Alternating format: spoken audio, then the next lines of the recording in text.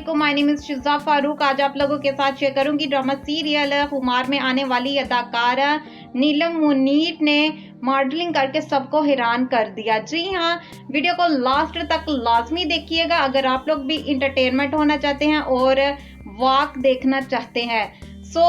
वक्त को ज़ाया किए बगैर, जैसा कि आप सब वीडियो के अंदर देख ही रहे होंगे कि नीलम मुनीर इतनी खूबसूरत लग रही हैं मॉडलिंग करते हुए, और जो कि इन्होंने लिबास, उम्दा लिबास पहना हुआ है, ये भी बहुत ही कीमती लिबास है और इतना खूबसूरत ये स्टाइल है।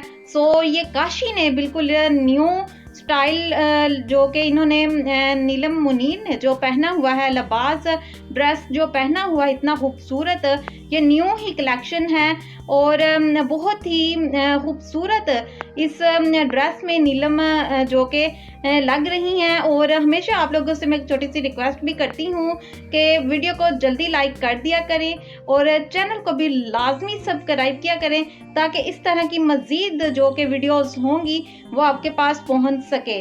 आपने कमेंट में लाजमी बताना है कि आप लोगों को ये वीडियो कैसी लगी।